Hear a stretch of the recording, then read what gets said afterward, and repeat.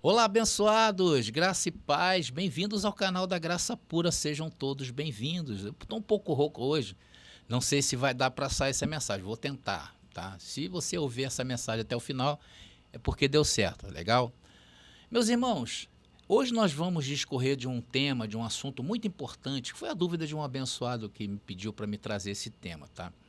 Foi o tempo em que Jesus esteve morto durante os 3 dias de sua morte, e lá na carta de Pedro, ele traz um relato ou uma revelação muito interessante para todos nós. Foi que ele foi ao inferno pregar, né? Diz que Jesus foi ao inferno pregar. Essa passagem é bastante enigmática e de difícil interpretação, tá legal? Inclusive, há discussões sobre ela e a doutrina do inferno, porque parece que há uma contradição entre uma e outra. Pois se isso que Pedro falou ocorreu de fato, desmente a eternização do inferno, que segundo o cristianismo tradicional, quem está lá não pode sair, são os condenados para sempre. Mas eu quero trazer esse assunto sob a ótica preterista, tá legal? E para aqueles que não estão familiarizados com os nossos estudos, as nossas interpretações, talvez sinta um pouco mais de dificuldade de entendimento ao que nós vamos passar. Ainda mais essa mensagem, que ela traz uma complexidade em si, é uma passagem complicada. Então, já de antemão, eu aconselho você, meu irmão, a procurar em nossa videoteca, onde nós temos hoje mais de 1.200 vídeos, os temas que serão considerados nessa mensagem, como, por exemplo, sobre o que é pecado, sobre os aspectos da primeira e segunda vinda de Cristo, o que é a segunda morte, a morte espiritual. Então, todos esses temas estão em nossa videoteca, onde você poderá consultar. Então, lá cada tema está bem aprofundado. Nessa mensagem, nós vamos falar meio que superficialmente, né? Vamos falar, não vamos entrar profundamente nesses temas, tá? E esse tema é tão importante, irmãos, que eu não tenho encontrado aqui no YouTube, nem fora aqui do YouTube, material que possa respaldar principalmente com aquilo que pregamos e ensinamos em nossas mensagens. Então, essa hoje é a dúvida de muitos abençoados que estão em graça. E essa passagem acaba se tornando um enigma teológico. E há muitas lacunas também nas escrituras que precisam ser respondidas, não somente esta. E essa é uma dessas lacunas que tentarei responder a vocês, ok? Afinal, o que Jesus veio pregar no Hades, ou Sheol, ou inferno popularmente conhecido? Mas antes de entrar nesta mensagem em si, eu queria convidar todos vocês que ainda não se inscreveram no nosso canal, meu irmão, se inscreva agora mesmo, toque o sininho para que o YouTube te avise, deixe seu like, compartilhe as nossas mensagens nas redes sociais que vocês pertencem. Também, se você quiser deixar aí a sua dúvida, quem sabe a sua dúvida passa a ser também respondida aqui através de vídeo do nosso canal. E a sua dúvida, com certeza, também é a dúvida de muitos abençoados. Meus queridos, eu tenho aqui no canal, eu tenho falado isso, eu preciso falar. Existem pessoas que querem se aprofundar mais nos nossos estudos, nos temas que nós apresentamos, né? Então, por isso eu criei livros, criei e-books e nós também temos uma sequência de 16 apostilas justamente dos nossos temas aqui da graça pura, tá ok? Então, se você aí deseja usufruir, preste atenção aqui nesse spotzinho que vai ao ar agora.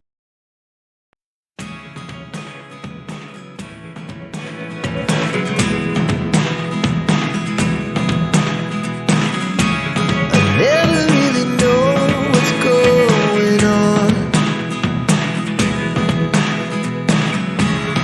Look at me sometimes like all you want to do is run. Hear me out, hear me out. If all the things you know. Então está aí, né, para aqueles que desejarem, ou então entre em contato diretamente comigo através do nosso WhatsApp, ok? Então estamos preparados aí, abençoados? Vamos nessa, vamos aí ao melhor, né, ao melhor dos nossos estudos, espero que você goste. Então é por isso que eu falo, vem para a graça, que eu tento te explicar. Agora é a hora da palavra. Bom, meus amados irmãos, minha família da fé, agora sim estamos todos preparados, né? Meus queridos, a Bíblia em si é um livro que mostra uma história bastante interessante. Ela começa justamente mostrando Deus se movendo e agindo no tempo e criando todas as coisas, criando a natureza, criando toda a constelação que a gente vê, criando a terra, criando nós, né? Então ela começa mostrando Deus agindo no tempo e criando essas coisas, tudo. E ela termina em novos céus e nova terra. Muita gente, principalmente o cristianismo tradicional, interpreta que essa terra um dia terá o fim de dias. Nós não cremos desta forma. Para nós, preteristas completo, cremos que todas as profecias bíblicas foram cumpridas. Não existe dúvidas quanto a isto. E nós conseguimos encontrar, no ano 70 da primeira era cristã, do primeiro século da era cristã, todo o resumo bíblico. Entendemos que na derrubada do templo e a destruição da cidade de Jerusalém se deu a parúzia de Cristo, a sua segunda vinda. Encontramos nesta mesma data a ressurreição dos mortos, o juízo final e a entrada no mundo de novos céus e nova terra. E hoje estamos no reino de Deus, que segundo os textos da Escritura, será eterno. Então muitos enigmas teológicos nos surgem com o tempo, como hoje, o que nós vamos ver. Eu me deparo aí com essa passagem enigmática de 1 Pedro, capítulo 3, versículo 18 ao 20, e depois 1 Pedro também, capítulo 4, versículo 6. Vamos começar aqui mostrando a vocês, já de cara, né, a passagem em que nós vamos falar. Só lembrando, queridos, tá, que identificar o tempo em que o texto aparece é muito importante para nós preteristas, tá legal? Isso em qualquer parte da Bíblia que você for estudar. Aqui nesta passagem que vocês estão vendo, ela foi escrita após o nascimento de Jesus, a ascensão do seu ministério, bem como a sua condenação à cruz, a sua morte e depois a ressurreição. Essa carta foi escrita entre o ano 66 e 68 depois de Cristo. Portanto, esse tempo, como nós já identificamos em outras mensagens aqui do canal, é um tempo de transição, onde o templo de Jerusalém ainda estava de pé. Porém, a glória da primeira casa está apagando e foi consumada, né, na total destruição ali que houve no ano 70, a famosa guerra judaico-romana. E o reino de Deus, a segunda casa, segundo Ageu, capítulo 2, versículo 9, estava se acendendo com Cristo, ok? Então, nesta linha do tempo em que foi escrito esse versículo que a gente vai analisar agora, Jesus está assumindo o papel de perdoador de pecados, de vivos e de morte, dos mortos, desculpa. Jesus então assume aí ser o perdoador dos pecados, que inclusive a lei de Moisés não tinha esse alcance, porque a lei de Moisés só era considerada enquanto havia vida.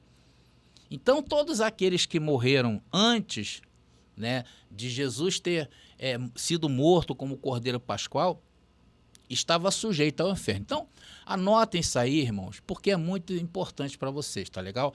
Agora vamos aos textos em consideração. Diz aí, pois também Cristo sofreu pelos pecados uma vez por todas. Olha aí. Então, logo nesse início aqui desse texto, Cristo é anunciado como a partir de agora sendo o quê? O perdoador dos pecados.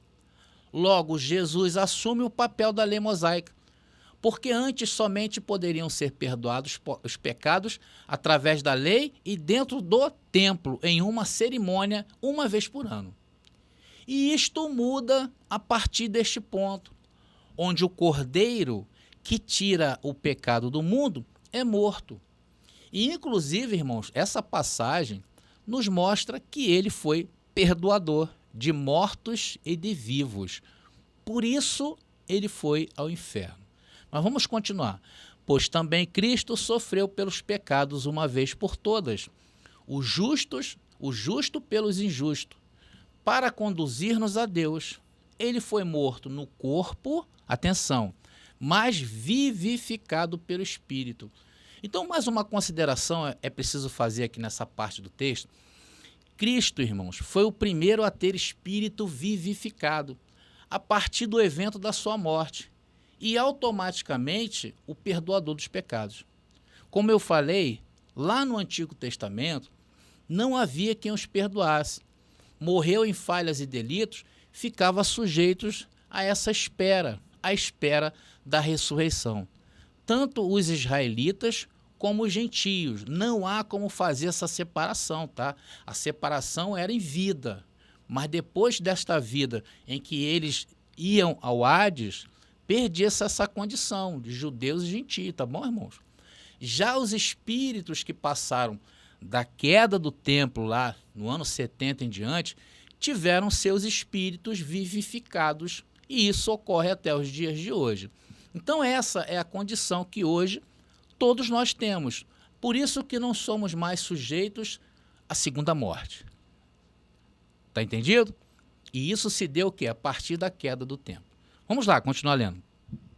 Pois também Cristo sofreu pelos pecados uma vez por todas, o justo pelos injustos, para conduzir-nos a Deus. Ele foi morto no corpo, mas vivificado pelo Espírito, no qual também foi e pregou aos espíritos.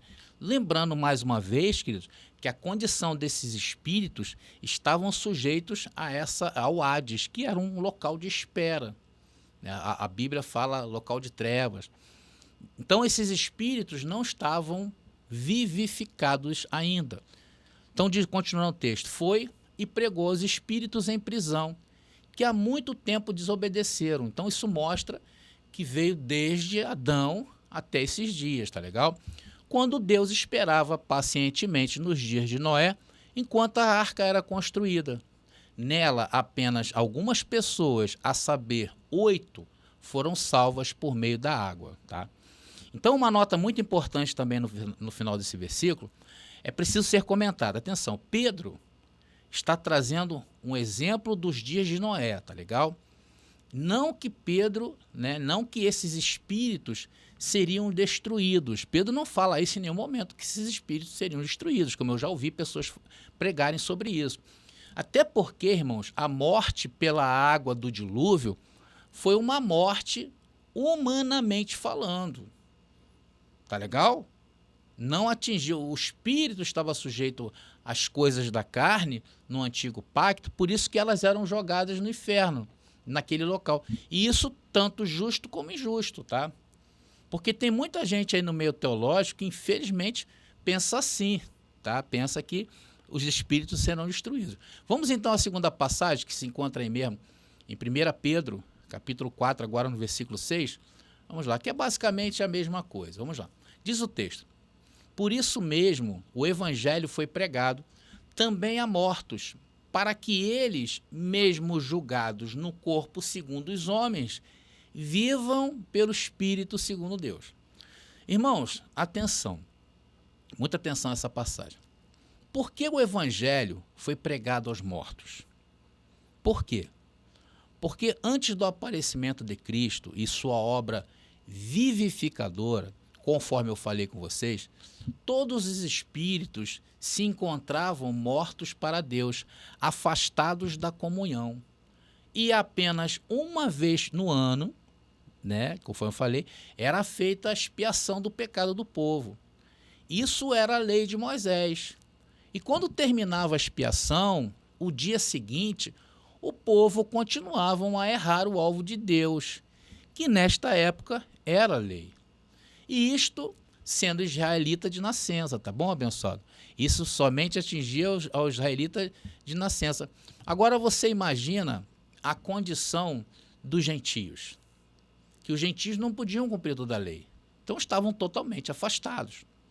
Então os espíritos dos nascidos naqueles dias até a morte de Jesus estavam sujeitos à lei e por ela eram absolvidos ou condenados. Então, o que estamos contemplando nestas passagens são duas coisas, tá legal? A primeira, A proclamação de um julgamento. E, em segundo lugar, também o quê? Uma oferta de redenção e reconciliação espiritual para aqueles que, antes da cruz e ressurreição, estavam separados de Deus devido ao pecado. Agora, lá em Daniel, capítulo 9, mostra algumas características do reino de Deus que já estava em vigor nos dias em que Pedro escreveu essa carta. Então, abençoado, atenção, tá? Não com toda a intensidade. O reino de Deus estava figurando no horizonte. O que estava plenamente estabelecido era a lei, mas alguns conceitos, algumas configurações já estavam mudando no cenário daqueles dias, tá? E Daniel nos mostra essa característica. Vamos ver? Daniel, capítulo 9, versículo 24, um versículo maravilhoso. Diz o texto: 70 semanas estão decretadas para o seu povo e sua cidade. Nós temos aqui vários estudos sobre 70 semanas, tá? Inclusive um que é muito importante, vou até deixar aí nas descrições deste vídeo. Diz ali, o que aconteceria no final dessas 70 semanas? Já foi decretado. Acabar com a transgressão, olha aí, dar fim ao pecado, expiar as culpas, trazer justiça eterna, cumprir a visão e a profecia e ungir o Santíssimo. Então tudo isso se cumpriu em Cristo. Porém, o seu reino só estaria plenamente estabelecido quando aquilo que ligava ao passado, a lei de Moisés, fosse destruído. E neste caso foi o templo. Porque, irmãos, nada disto faria sentido sem a queda do templo. Anota isso, queridos, é muito importante.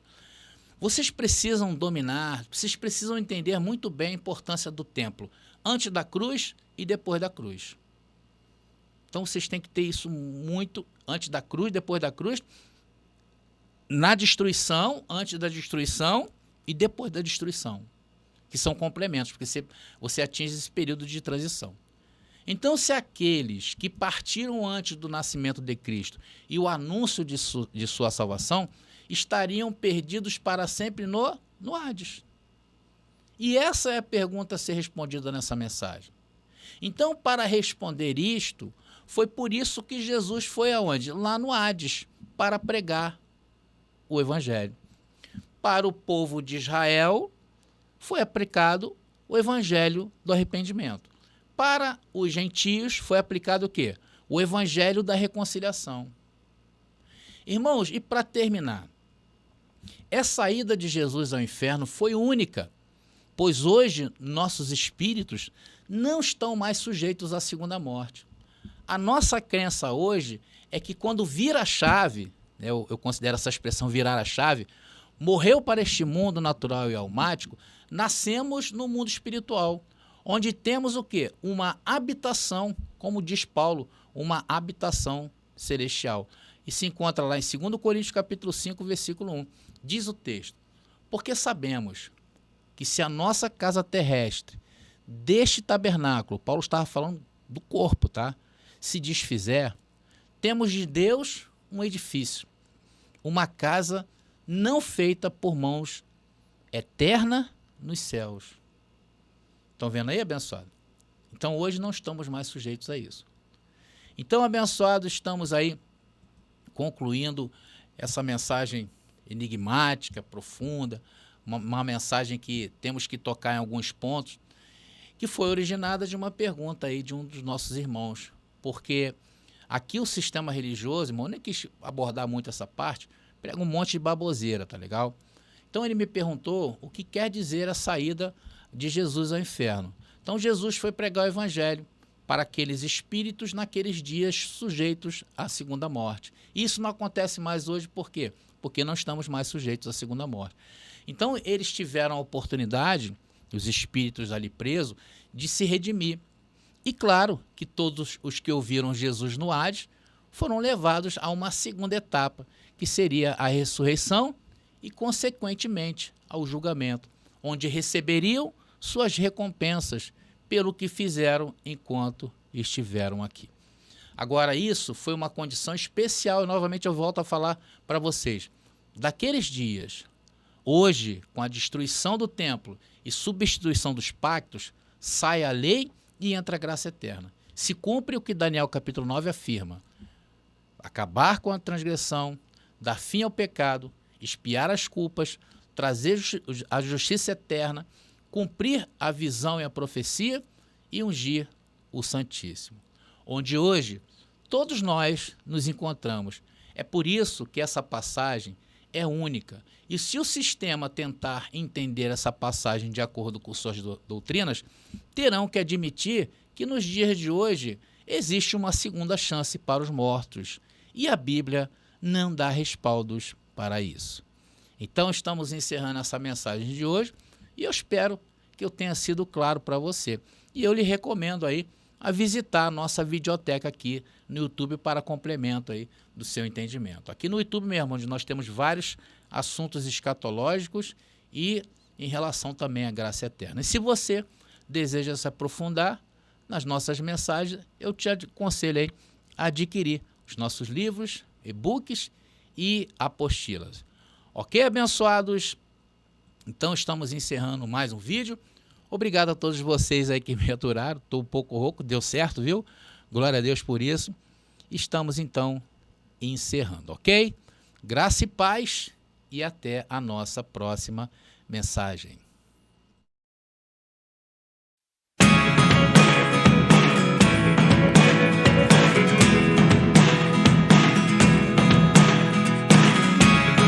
Never really know what's going on. Look at me sometimes like all you want to do is run. Hear me out, hear me out. In all the things you know. Descubra 33 Maneiras de Matar o Diabo, uma obra corajosa de André Pimentel, que explora as 33 passagens bíblicas que mencionam o temido diabo. Desvende os mistérios, enfrente dogmas e desafie crenças arraigadas. Cada página é uma revelação, cada passagem um convite à compreensão profunda. Não tema o desconhecido, abrace-o. Adquira o livro agora no WhatsApp 21 979 87 46 68 e embarque nessa jornada reveladora.